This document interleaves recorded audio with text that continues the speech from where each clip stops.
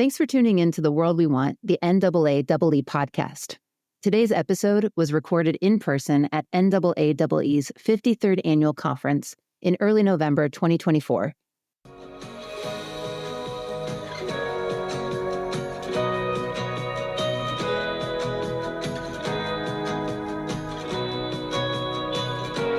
Welcome to The World We Want, the NAAEE podcast. Hi, I'm your host, Jerry Ellis. We generally start this podcast off with, so what is the world you want? So many people I've talked to feel something we all need right now are bridges. Bridges between us to help solve our shared challenges. And perhaps one of the most invaluable tools for bridge building, regardless of language, the issues, even our differences, is humor. A smile warming to a grin, erupting into laughter. It's magical. It has a way of bringing us together like nothing else. Joining us on this episode of The World We Want is award-winning Colombian-American comedian, writer, climate educator, and activist, Esteban Gast. We're reaching people a little bit where they're at, and that's what comedians do, right? So if I'm doing comedy for Lincoln, Nebraska, if I feel too partisan or I have an agenda, or I feel a little too like I'm an LA, like if they're like, you're an LA coastal elite, I'm done, right? Like I lose them for the whole night and I'm up there for an hour. So it's awkward. And I think on the other way, I think in Lincoln, Nebraska, you can go in with something that they like, right? And be like, oh, there's some hypocrisy happening in the climate movement. And they're like, and they're like, yeah, these little tree huggers. And then you're like, you flip it around. We're framing it as individuals, but corporations are responsible for this. And we need to, and they've actually shifted the blame. Isn't that interesting? So we feel guilty. And you're like, oh my gosh. And you're like attaching, right? And they go, oh, this is different. Oh, wow. As a teacher and educator, Esteban discovered humor's power to connect long ago, especially on those subjects that aren't so easy to talk about, like climate change. Esteban is currently a comedian in residence at energy transition nonprofit Generation 180, where he helped build the climate comedy cohort and the climate cultura programs. He and his work has been featured in the LA Times, NPR's Science Friday, and ABC's Nightline.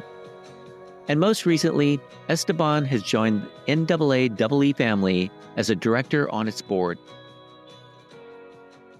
On the World We Want podcast, we talk to some of the great thinkers, creators, educators, and conservationists, as well as some of the brightest new voices driving change around the world. And what do they share in common? Environmental education, one of the most powerful resources for creating a more just and sustainable world. It inspires, it enlightens, it influences attitudes, and most importantly, it drives us to become guardians of this planet, caretakers of our communities, and it leads us into action. If you're new to the podcast or to environmental education, you should know that the World We Want podcast is a production of NAAEE, the North American Association for Environmental Education. And now I am so delighted to welcome and to spend some time laughing with Esteban Gast. Esteban, welcome to the World We Want podcast. We have been laughing already for hours. And what better way to start a podcast with a comedian? I know. Well, I had to live up to my brand. I said, if we start and we're not laughing, then what will this turn into? No, I'm so happy to be here. Thanks for having me. Hey, among your other talents, you're also a podcast host. So why don't you get us started? I'm a comedian, writer, all those things, right? Storyteller. And then a few years ago, started telling many more jokes and like speaking. I always thought it was a separate part of who I was, if that makes right. Like my background's in education and actually some like climate activism and things like ran this study abroad program that was sustainability focused, right? So very much actually in the world of NAAEE, right? Like I was like in it. And then I started doing entertainment stuff and comedy. And I was like, you know what? This has always been a dream. Let me see if I can do it. And moved to LA, did all the things. And it started going well enough for me to kind of do it mostly full time. And I always thought, oh, okay, well, when I'm not on stage or writing, I'll go and volunteer for a climate org, or I'll just be really involved in sunrise movement, at the time. And I just thought, oh, and then that's great. And then I'm like doing the things I'm passionate about, and then I'm doing my career. And which it feels very silly, but maybe people are segmented like that or feel like it needs to be. Well, we were listening to somebody today talking about going to other places, your joy. Maybe that's, I don't know, being on stage and doing comedy is the joy part that kind of keeps, because climate change is like this. Okay, it's this giant thing weighing down on top of everybody, and it's so easy to get depressed, and everybody walks away going like, God, we're all doomed and we're all going to die. Yeah.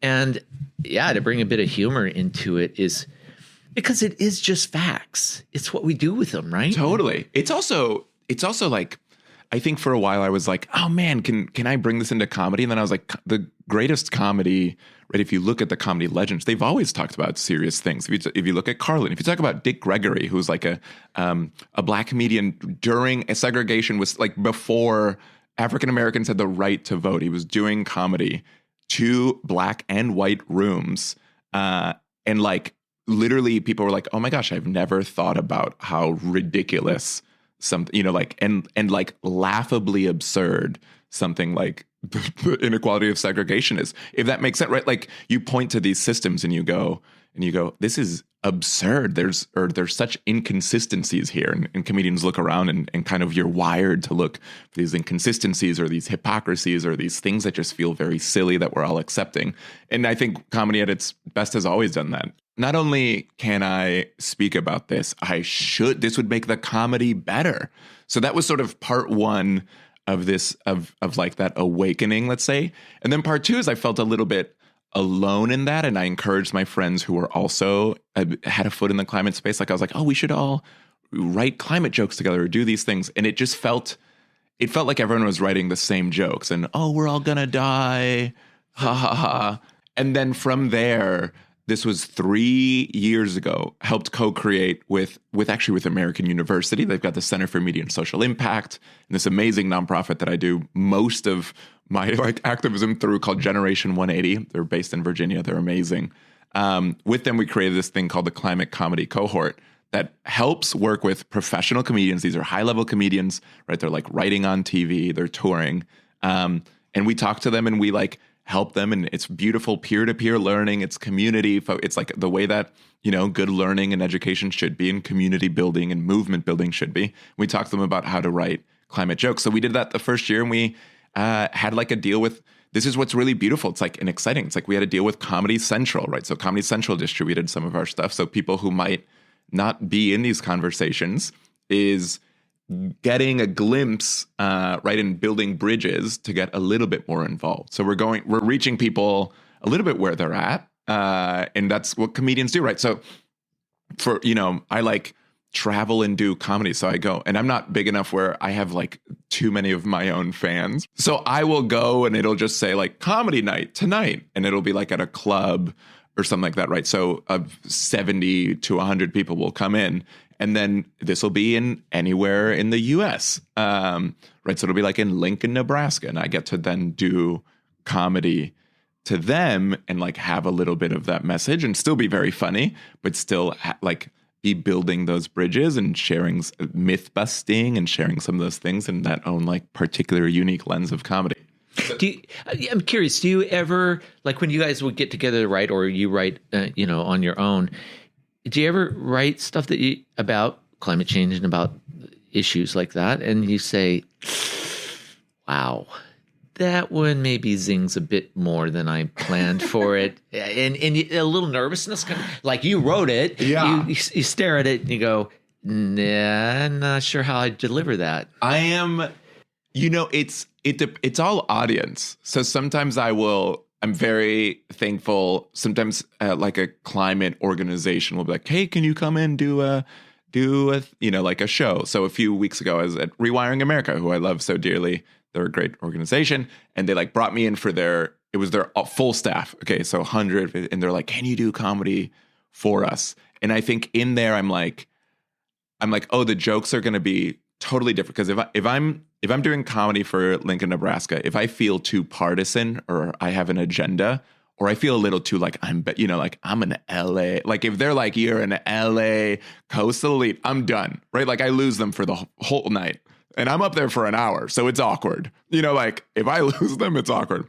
And I think on the other way, if I'm like, oh, two climate folks, I have to be like, hey, to me, this is the biggest issue of our time. Like I'm on your side. I'm poking fun lovingly. So I think it's a funny balance. It like totally depends on audience, because I think in Lincoln, Nebraska, you can go in with something that they like, right? And be like, oh, there's some hypocrisy happening in the climate movement. And they're like, and they're like, yeah, these little tree huggers. And then you're like, you flip it around and you're like, and that's because corporations are doing, these individual, we're framing it as individual, but corporations are responsible for this. And we need to, and they've actually shifted the blame. Isn't that interesting? So we feel guilty. And you're like, oh my gosh. And you're like attaching, right? And they go, oh, this is different. Oh, wow. This is a different take. Hopefully. Right. Does your comedian brain say, okay, I think this joke will work. And I think it's a way to make them think in a different way, but I've got to ease them into me and to them. So I'm going to use this joke and then this joke. 100%. And then it starts, you like think of themes, right? So if I go, okay, well, if I'm getting into this joke, right? Maybe I'm talking about like guilt and talking about feeling guilty. I grew up Catholic, like, like I'm like a pro level guilt, like I walk around so much shame. I'm crushing it. You know what I mean? And then I go, oh, and then I also want to live this good life. But sometimes I get thirsty and I buy a water bottle, and then I know was my thirst, this is not going to decompose for 4,000 years, like that. But I was thirsty. But what do I do? And then, and then people are like, okay. And then I go, but what's wild is that's the only option. We have things that compose, like we have, I mean, even now there's brands that are like paper, like you can get water in receptacles that don't take that won't outlive our children's children, like that's enough. And we just don't do that as a society. And then I feel guilty. I'm on the plane thirsty because I didn't buy the water, just like in the bathroom splashing water in my mouth because I'm so thirsty. Right. So that's been like a 15-20 minute lead in where I go, isn't that wild that we have the tools to be better and we're not? And isn't that interesting? Shouldn't we all be right now wondering why aren't we doing that? Right. And you're saying this in a room that if you were to start off and say, hey, the solutions are there, but it's a lack of political will and an obsession with profit, or whatever, that people will be like, all right, get out of here, you little lefty hippie. But you are in that way and you've sort of put yourself there in that experience and you've built that. So they go, okay, I trust you. And this actually makes sense. It actually makes sense that you're walking around saying, oh my gosh, this is a thing that you like funny process. And hopefully people relate to, right? If they grew up in a certain way, or if they can resonate with they're like, oh yeah, maybe I don't feel guilty about that because I haven't thought about the climate in that way, but I do feel guilty about some things. And that is interesting. It is interesting that whatever we had, that we could have switched to an electric car, like the doctor who could the electric car or whatever, like everything could have been a little different. That's interesting. And if we know that now, how do we make sure that in the future we're not going, things could have just been better or whatever is the thing, right? So I think there's a ton of thought in that of like going there. That's why something like the Climate Comedy Cohort, which is a group, like, right? Technically, I'm like educator, facilitator, sort of creative director there, but I think that just is so helpful for everyone because the comedians in it get to think about how to write that and how to navigate topics. How many people are in the cohort? Every year there's been around 10, and this is our third year. And then in addition, just to started this group, I also saw very few Latin Americans. I'm Colombian, grew up in Puerto Rico, lived in Panama, bounced around all of Latin America, and saw very few Latinos. So created this group again with Generation 180 co-created it with them, called Climate Cultura, which is Latin creatives. So not just comedians, but filmmakers, influencers, all that sort. So that's a separate group that is doing almost a very similar program. I joke it's like people who are climate curious is the sweet spot, that are like, I want to talk about this, but I don't know how. So it's not, yeah. Well, that was actually where I was going with the question, was because I thought, okay, are these people are they comedians coming to figure out how to talk about the climate, or are they climate people trying to find another way to introduce the climate? Good question. This is a good distinct. It's all comedians. So this is, and I think, as we build it out, I would love there to be more offerings for like, hey, are you a climate communicator? Do you work in the climate world? Let's talk about how to use humor. But I think right now, to me, what's really, really interesting is comedians, professional comedians who are, some of these people are writing for Colbert and for Daily Show, actually, like, right? And you mentioned Jon Stewart. I love Jon Stewart. I think Daily Show is amazing. And I'm also like, they're not talking about climate. Like if you think, how often have you seen a viral piece from them that's talking about climate? So even at that level, there's a little bit of climate education. What I think is the gap that I just believe, and I think when you talk to these people, you see that, is that they don't know is it funny? It's so serious. And the only time that climate comes up in the news, if you're not really a climate person, is like a natural disaster. And that I can't, there's truly very little to joke at there, that those are tragedies, right? Like, but unless you're like a climate person, then to me, I'm like, oh my gosh, there's climate news every single day. And some of it is amazing, some of it is sad, and some of it is weird, and some of it is interesting, and some of it, and there's so much climate news. Oh, but of course, if you don't know where to look, or it's a little intimidating, some of it is technical, right? We had really smart people writing for some of these late night shows, whatever, being like, oh, what 350 what? What is ppm? And you're like, that's such a good point. Even we had a one of our first sessions, someone's like 1.5 degrees Celsius, and they looked and they're like, Esteban, what's that in Fahrenheit? And I'm like, no, that's such a good point. I'm like, I've been saying, we can't cross 1.5 Celsius heating for 10 years. And never have I been like, yeah, wait, what is that? So I think it's really interesting to bring those people in. I also think those people are going, I think it's good that they're not climate people, that are climate curious, because they're going, kind of what we're talking about, right? They're going to the Kansas Cities. They're going to I have a friend who's doing comedy in Shreveport, Louisiana this weekend, right? Like, amazing. I'm thrilled that they're going to Florida. They're going to all the things. Yeah, I have friends touring Florida, right? There's 6 cities you can do in Florida. So if they're doing a little bit of this stuff, then that really helps. I was curious about that because, I would think you would have to be a comedian, because it's kind of like hard to like, oh God, I think I should be funny now. If you're not, if you're a climate activist saying, I got to bring humor into my climate discussion. Okay, stand in front of the mirror. How do I get funny? Yeah. What does that look like? Totally. I also think a takeaway that I would, because sometimes people come and they're like, hey, can you, exactly that. Hey, I'm doing this climate presentation. Can you help make it funnier?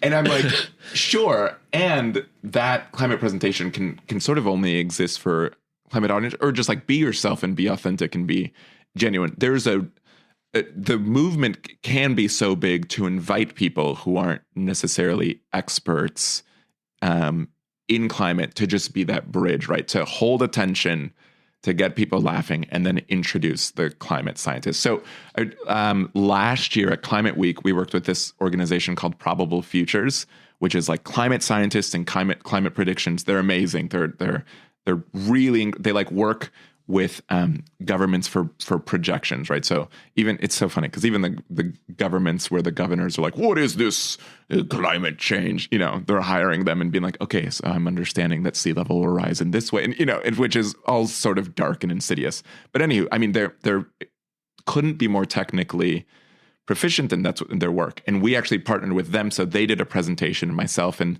this comedian named Pratima, who actually writes for the Late Show with Colbert. Her and I did like a breaking down on stage of what they were talking about, right? So we almost like translated what they were saying and asked them funny questions. And it was really impressive and fun, and like people learned a ton. And we brought the climate people who they were like, oh, that's funny. These are funny metaphors to think about this. These are ways I can talk about it with non-climate people. And then we brought comedy people who had never seen this presentation before and were like, oh my goodness. And it was really beautiful because it was sort of anti-hype, right? They were non-climate people came in and they were like, oh, okay, so the world isn't ending, the world is changing and we can adapt to it. Which I was like, if that's just your takeaway, that's huge, because now you're not paralyzed by fear and you're saying, okay, well, I can have kids or whatever some of these positions that I think sometimes people are like, everything's good. Like I'm like, I live in California and it's scary. And I know there will be more fires. I know there will be larger droughts. And I also know that like we can adapt to that. Humans can adapt to that. And it is not worth giving up the fight. And which I think sometimes if you just read headlines, it's easy to feel like I'm just going to give up the fight. So yeah, so that's an example. So sometimes people are like, how do I do this? And I'm like, sure, I can, if you want, we can like talk about public speaking. But what I would recommend is bringing artists who are really good at their art and pairing up with them. Maybe they open up for you. Like let's put people where they're best. And a climate scientist doesn't need to be Jon Stewart. But at the same time, I mean, I could, it's like they would never think twice about saying, well, no, we have to bring the science expert there and not try to like, no, I need to learn how to be that science expert. So it's just interesting that they might try to think, how can I make this funnier? Yeah. Like, yeah. Yeah. Your stuff is not that hard. Being funny is not that hard. But, my Aunt Mildred, she loves the jokes I tell. I mean, She always told me you were funny when I was a little kid. So I could do this. This isn't hard. Totally. And it's also kind of what we're talking. It's like the skill of being we're saying comedian and like sort of a stand-up comedian way is also so different. That's like a good comedian is actually not going to be a good communicator to climate audiences, like unless they have a lot of background, unless they have a particular viewpoint. So it's also a funny thing, where I'm like, well, you don't want to do that, right? Like, and part of the what makes it fun is that it is different. It's a contrast. It's irreverent. It's like Jon Stewart's there, kind of smirking, kind of being like, can kind of ask funny questions, can appear to be dumb, right? That's a really good tool to be like, I'm the village idiot. Someone explain it to me. And if climate scientists were like, you know what, hey, I'm out here, I'm figuring it out just like you. I'd be like, no, you tell me. You have the degree. What do you mean? I'm where I can go up there and be like, hey, I don't know. I'm figuring it out. And I can sort of process, like I'm almost like a surrogate for the audience processing the information in real time, where experts need to be experts. Yeah. So it's a fun thing to be like, what role should everyone play? That's such a good comedy example. Yeah. Which part of me is like, someone wants to do comedy, I'm like, do that. And then have one of the climate scientists stay and give their spiel. Hey, we like the audience is in, they're hooked. It's different. We made the point. Now you have earned 30 minutes where the audience really likes you and trusts you. Take it away, climate scientist. Do you ever have, like when you're working with a client, and even if a client's a comedy client, like it is a Daily Show or Colbert or somebody, do you have to translate for them that hey, we need to set this up differently? We can't just walk into it. I think with people like that, they're more hesitant to put in facts. They understand the rhythm of performance. John Oliver, the way that his team works is they actually label laughs and then serious moments with different colors. So, and they like put up the picture like a wall, and they put up the script, and then you see the colors. And then let's say green is laugh and red is serious moment. They don't have two red things in a row, right? So, and you're sort of looking like green, green, red, green, green, green, red, green, red, and if you notice that there's a tension, there's building tension and releasing tension, there may be a bit more like, do we need that fact? What if we put one fact? I don't want to bum the people. They're maybe a little nervous of like too much info. If you say be funny, but in 30 seconds or less, that's, I don't know if we're setting them up for success. How do we balance this? Because a balance isn't 50-50. Yeah. A balance could be 10-90. Can I tell you my dream? Go for it. It's I just tell you an unrelated dream. One last night? Yeah. Or it's just a recurring dream, and intruders come in. I go, hey, get out of here. No, but I think there is a scarcity mindset that is like, if anything breaks through, it needs to do everything, right? Like if we have people connect with nature in some significant way, oh my gosh, they have to do this, blank thing. And I think one of the things, this sound, I swear this will relate, but sometimes I mention I'm Latino for the people listening. Hola, ¿cómo estás? And I think one of the things sometimes in Hollywood, they uplift one Latin American story, right? And then there's a lot of criticism. So like a few years ago, there was the movie In the Heights from Lin-Manuel Miranda, and there was a lot of criticism, and people were like, are they putting enough this storyline? They didn't do this. How are they gave too many tickets away, because they were giving tickets away for like in the community, but they're like, that's hurting the box office. Lin-Manuel is Puerto Rican. But Latin America, outside of Puerto Rico, has, almost 1 billion people, 800 million people. Puerto Rico has 3 million. Why? What? Where's the? And everyone is heaping criticism. And I think that's what happens when only one rises up, or when it is perceived like one rises up, or when, frankly, there are structural systems that allow one to rise up. So part of me, the dream is, Chimp Empire, do whatever you want. Like, if that gets someone thinking, and then they watch Planet Earth, and then they watch Our Planet, and like, if that is the first time that someone has thought, oh my goodness, animals are brilliant, and they're interesting, and they're complex, am I gonna think about my relationship with the natural world differently? Like, part of me is like, we have to think, abundantly in that way. And I think that's and that's the dream, because I feel that too. And we have to be like, great, hey, do next year, do 3 more. In a few years, I would love there to be, 25 movies, and some are heavy-handed, and some mention it, and some don't even mention it. Some are, a couple, and they're driving up to see something, and they go, oh my gosh, there's mudslides? Man, there's just because the native plants aren't there. That's because the trees are gone. Huh. All right, we're going to need to reroute. And you're like, oh, mudslides are because we've uprooted native plants and trees. So I think that's a little bit, I totally understand that, and I feel that. And I think when I feel that instinct, I'm like, don't come. This is where I'm like very LA, and I go, scarcity. Don't come from a place of abundance. This is where everyone listening is like, oh, I get it. He lives on the West Coast.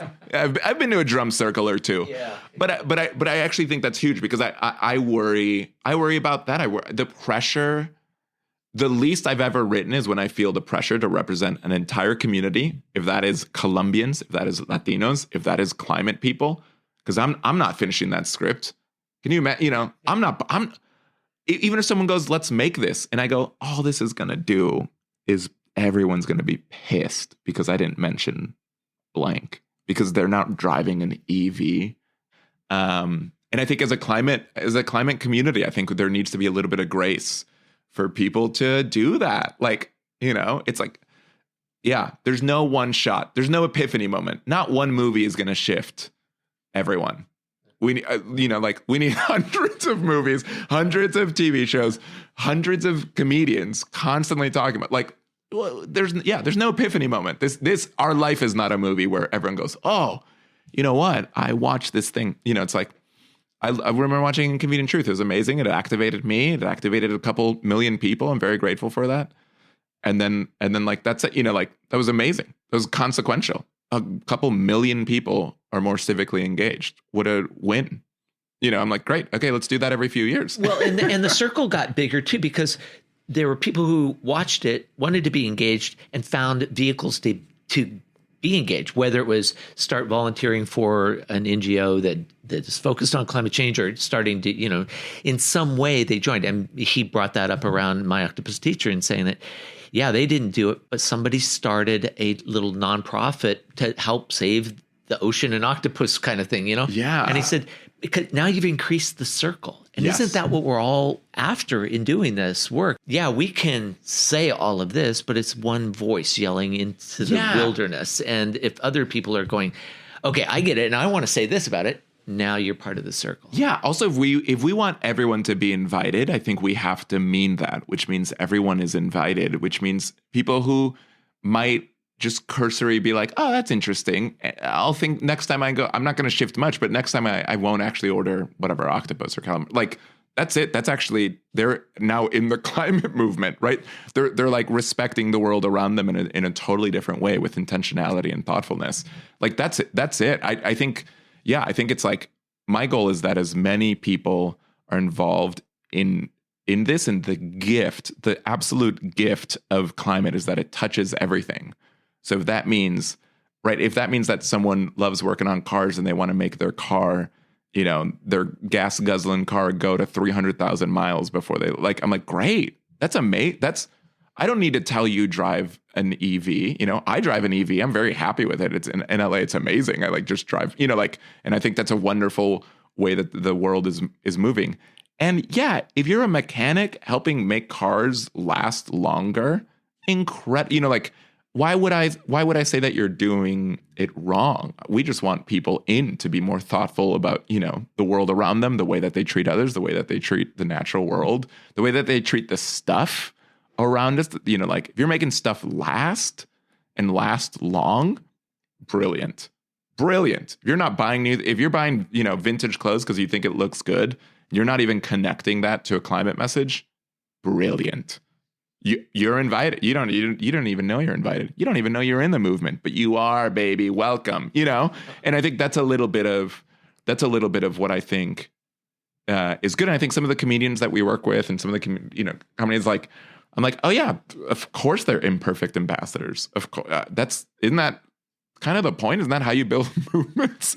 I didn't know we needed, purity tests. You didn't get the lapel pin. Yeah. It says you're an official ambassador. Oh, you haven't signed the paperwork. Oh, yeah. that. Yeah. So I think that's one of the, when we talk about the world we want, I think it's like a genuine invitation, which is challenging. It's challenging to genuinely invite everyone into it, right? Especially people who disagree with us or look at it a different way or care, they're in, the outcomes are helpful, but the intentions are not, right, in that certain way. But I'm like, I don't know. Well, I think in so many times, though, we set it up for there is a right way to do it, my way, and then there's whatever other ways. And those are, because this is the right way, those got to be the wrong ways, right? Yeah. And that excludes all those people who is the mechanic who's just trying to make the car go further. Totally. And there's so many brilliant ways. Generation 180, the organization I work with in a bunch in the climate cultura and climate comedy cohort and everything. But they do this program where they put solar panels on schools. It's brilliant. And then often the energy cost goes down, teachers actually get more money, and then science lessons and stuff like that are around the solar. I mean, it's a beautiful 360 approach.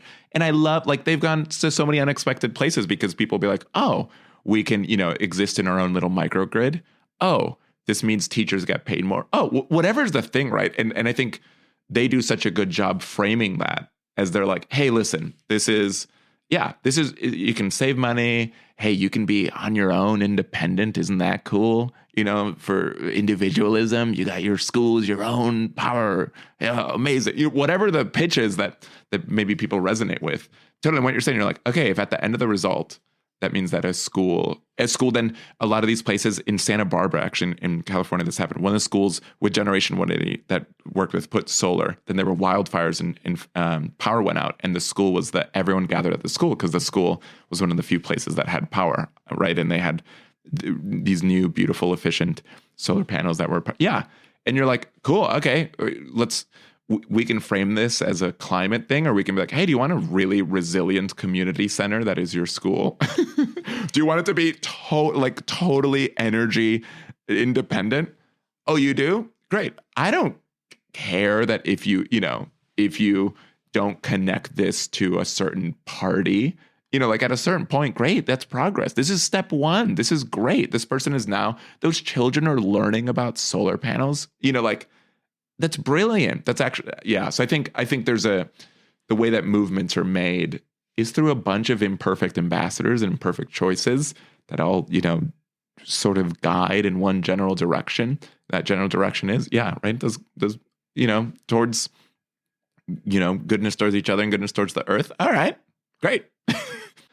I think we need all hands on deck and all strategies on deck. I think we need everything on deck. Have you ever had a comedy club? Well, I assume they know why you're coming in and what you're going to do, your gig. But have you ever had a comedy club owner that said, "Yeah, I'm not really sure that's right for the crowd"? You got on stage, you did your stage bit, and then afterwards they kind of went, I think in a room I can usually feel if they're not feeling it, and I will pivot.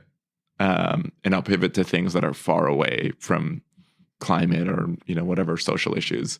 So I think sometimes, yes, I think people have been like, that was not the room for that.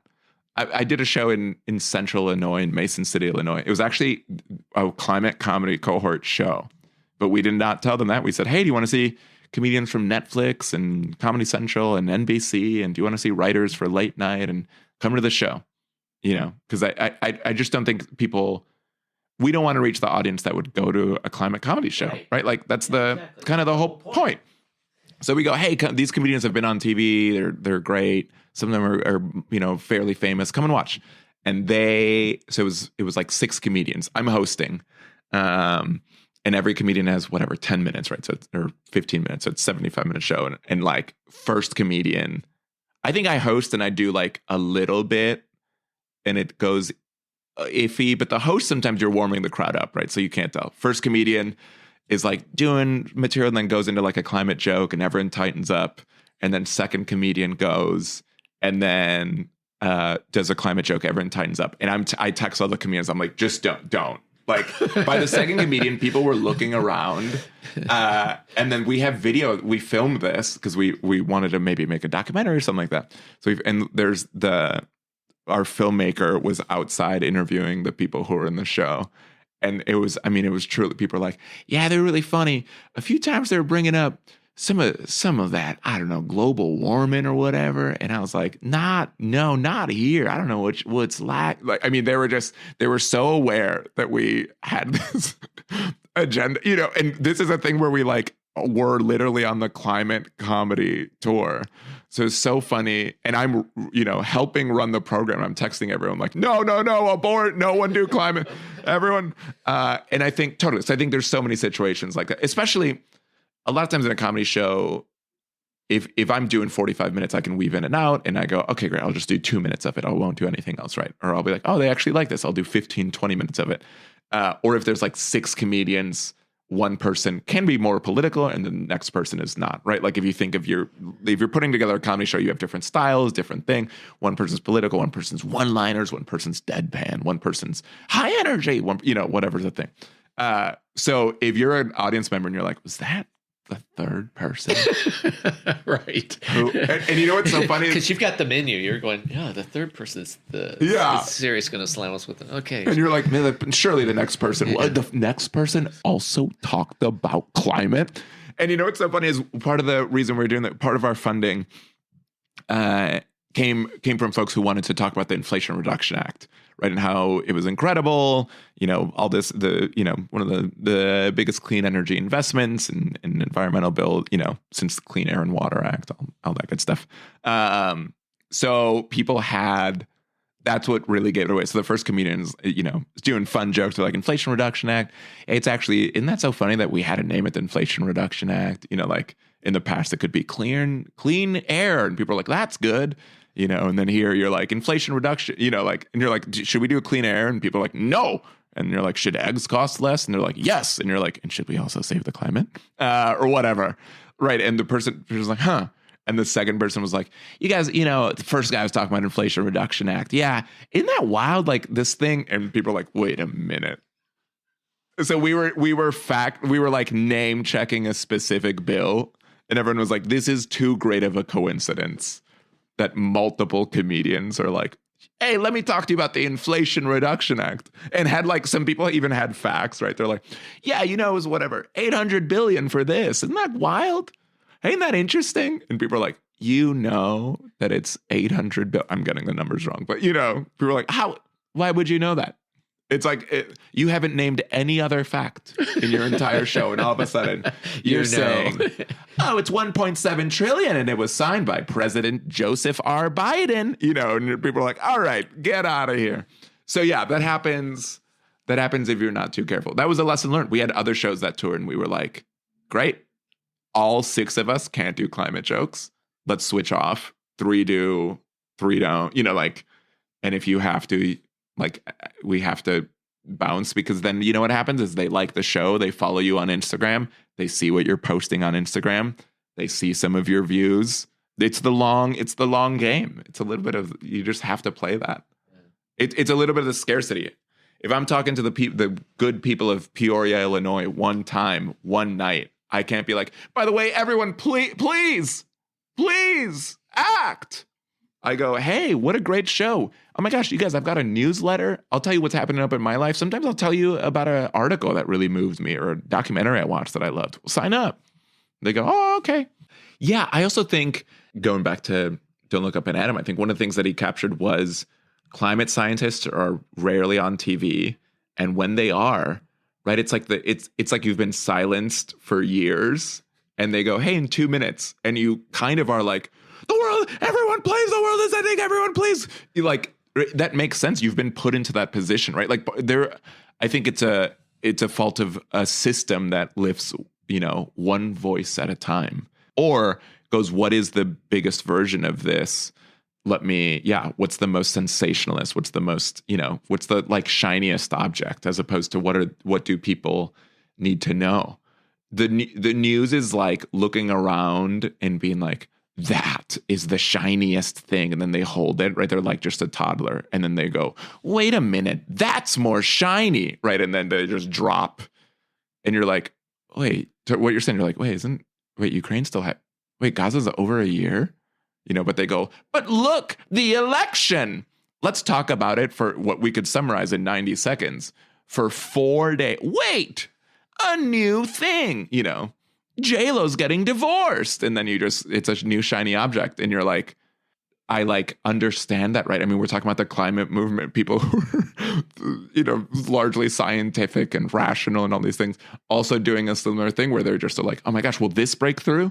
The only way to break through is ironically to like view and exist in a world, and create a world where you have like abundance of climate stories and storytelling and climate communicators and climate advocates and climate ambassadors, scientists and educators and imperfect and flawed and people who maybe don't know that much but are trying, and everyone is just talking about it in every way that they can. Before I let you go, what's the audience you want, both as a comedian and a climate change person? Like, if you're, what's that aha moment that you would just go, damn, I nailed this one. They got it. Yeah, I think that that everyone has an ability to make change.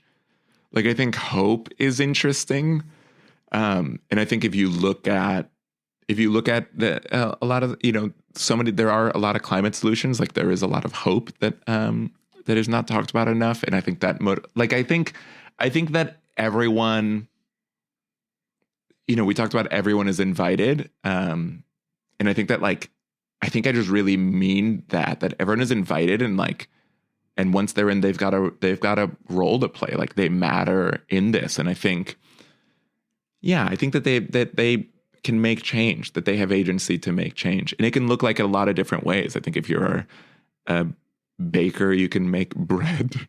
Shout out bakers listening. But I think you can make bread in a way that it's really climate friendly. I think you can throw block parties and get to know your neighbors, which every research shows in the world shows that after a natural disaster, that's like one of the most critical things, literally your life may depend on neighbors in this world that we're sort of stepping into. So it's like, I think throwing a block party and giving your neighbors muffins is an incredible climate action.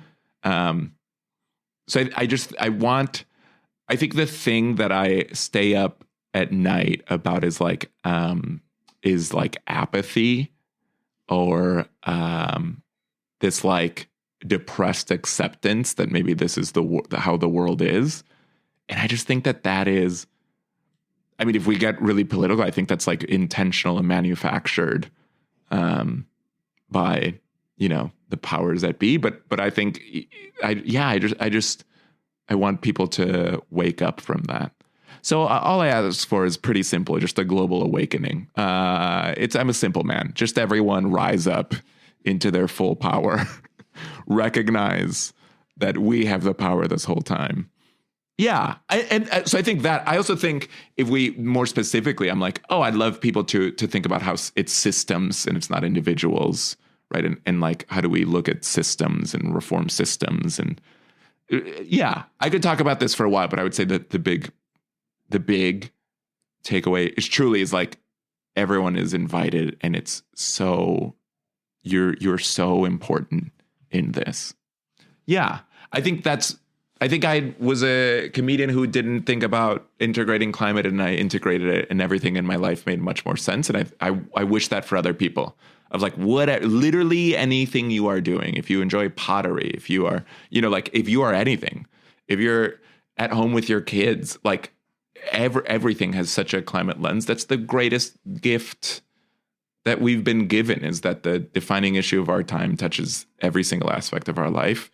So you don't have to you don't have to like go back to school to stand up for a better future and create a better future. Esteban, thanks for being here. This was great fun. Thank you. Yeah. This was a 4-hour conversation. We did it. Yeah, we did it. We squeezed it all in like 3 hours and 42 minutes. 3 hours, 42 minutes. This will be good. And I hope released in like 0.25 speed, just so it's a full. So people can really. Yeah. People should savor in it, like a good broth.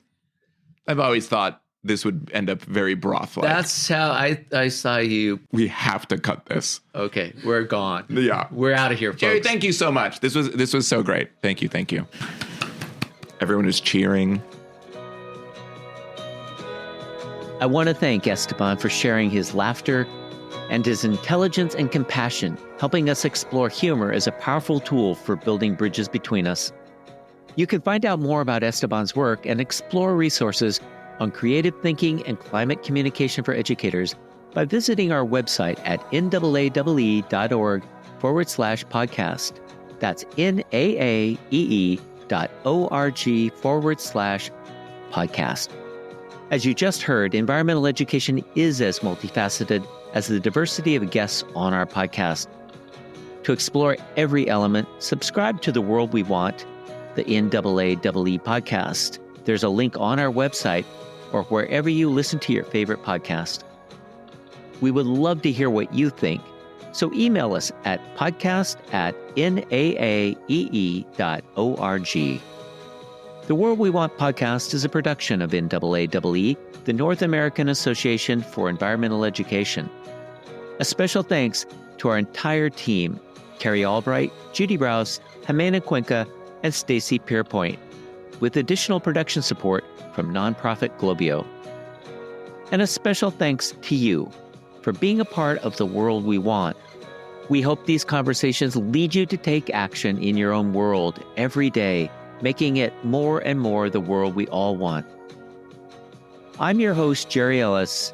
Join us next time to hear more stories of individuals and communities creating a better future through the power of education. Thanks for listening, and thanks for sharing The World We Want, the NAAEE podcast.